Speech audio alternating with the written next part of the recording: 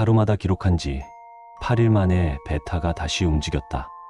정확히는 기록용으로 사진을 찍고 자기 전에 습관적으로 들여다보다가 뭔가 이상함을 느껴 다시 기록해 대조했는데 그 사이 베타 침이 움직인 것이었다. 나는 황급히 켈러에게 연락했다.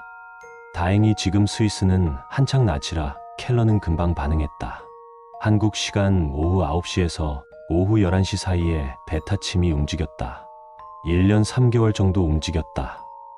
지금 시계가 가리키는 연도는 약 2049년이다. 태양 폭풍, 자기장 혼란, 전파 테러, 다양한 원인을 켈러와 떠들어봤지만 어떤 전자장치도 달지 않은 기계식 앤틱 회중 시계가 그러한 외부 요인의 영향을 받아 점프했을 것 같지 않았다. 또한 내부 요인으로 점프할 거란 건 켈러가 이미 시계 장인으로서 불가능하다고 공언했다. 물론 분해하지 않는 한 그게 정말로 불가능한지는 알 수 없지만 적어도 기계식 시계가 불규칙한 주기성을 가지고 불규칙하게 점프하는 건 오파츠로 부를 게 아니라 신령 현상으로 불러야 한다고 말했다. 너무 피곤한 관계로 나는 다시 자러 갔다. 직전에 켈러와 나눴던 대화가 온종일 머리를 지배했다. 외부 요인은 시계에게 영향을 줄 수 없다. 내부 요인은 발생할 수 없다. 하지만 시계의 점프는 명백히 일어나고 있고 이건 실시간으로 이뤄지고 있다. 정리하고 보니 나는 시계에 영향을 줄 수 있는 외부 요인이 하나 더 있다는 걸 발견했다. 굳이 복잡할 것 없이 시간 그 자체라면 바보 같은 생각이라고 무시하려고 했지만 오늘 내내 이 가설은 그럴싸한 형태로 내 머릿속을 지배해갔다. 상대성 이론 같은 얘기를 하려는 게 아니다.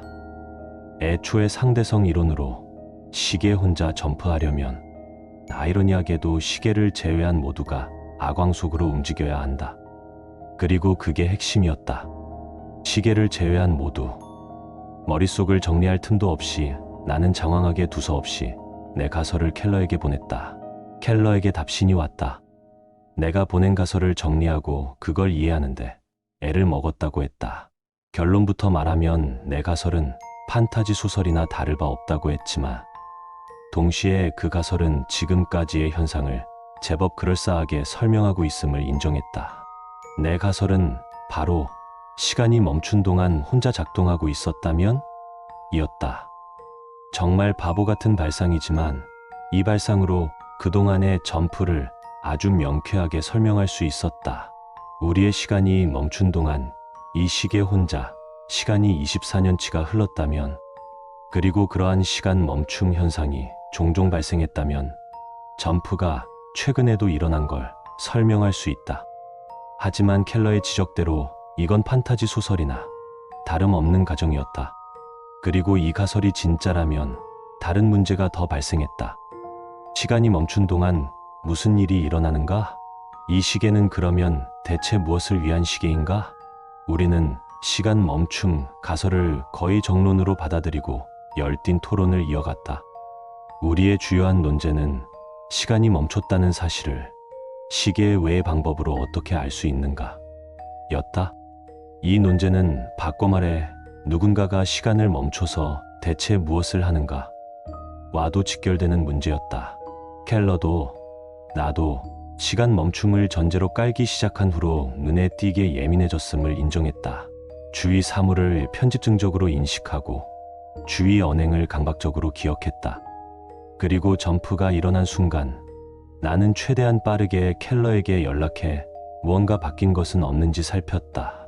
가족도 내 친구도 평범한 줄 알았던 내가 어느 순간 회중시계만 들여다본다고 뭐라고 했다.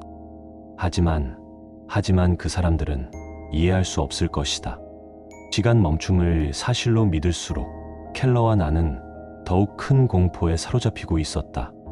그 공포는 제타침에 머물러 있었다. 점프가 또 일어났다.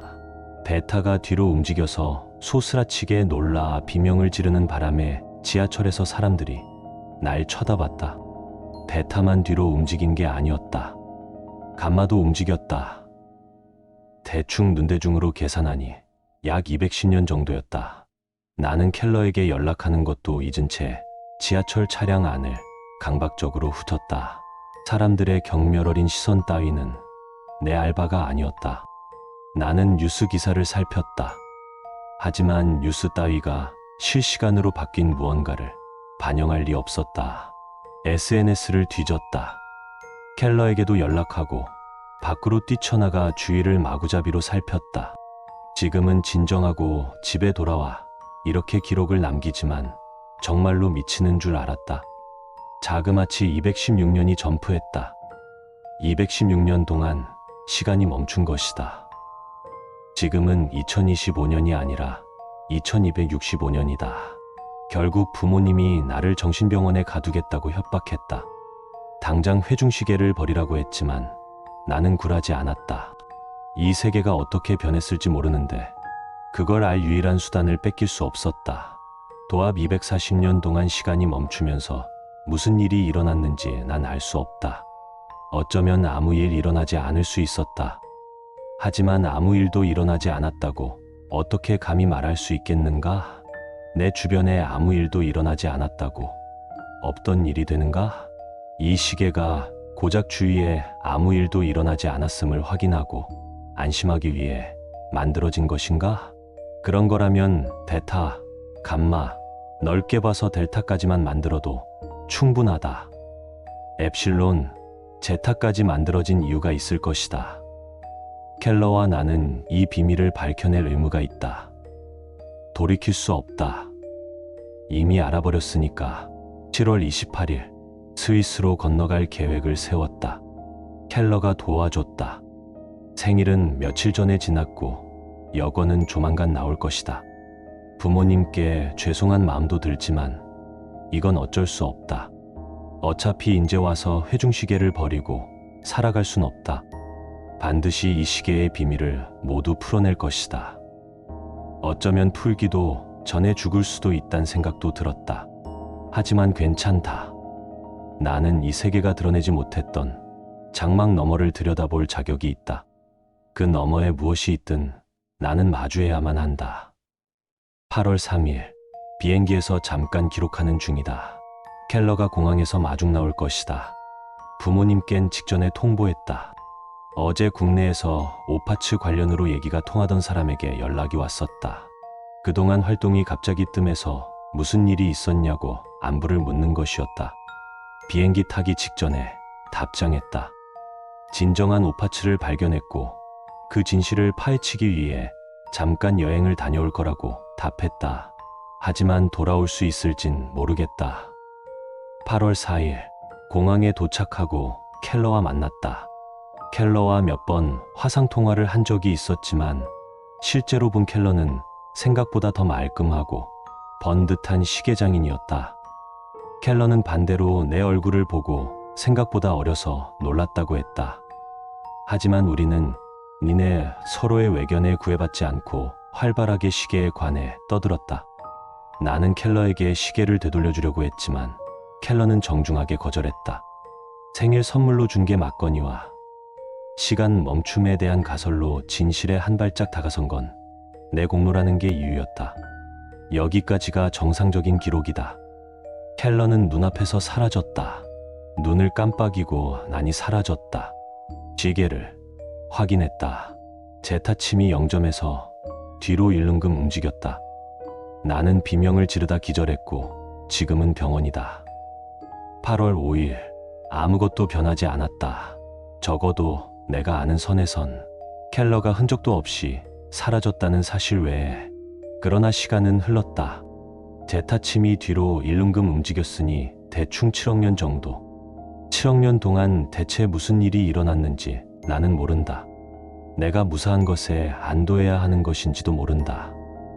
어쩌면 병원 뉴스로 전해지는 속보들은 7억 년의 여파일지 모른다. 나는 그제야 내가 아는 게 아무것도 없단 걸 깨달았다. 장막 너머 진실을 들여다볼 줄 알았는데 나는 더 큰 무지에 몸을 던진 것이었다. 7억 년 동안 무슨 일이 이 세계에 일어났는가? 켈러는 어디로 사라졌는가? 이 시계는 대체 무엇을 위한 시계였는가? 왜 켈러만 사라지고 나는 남았는가? 대체 왜? 알 수 없다. 그리고 이젠 아는 게 무섭다.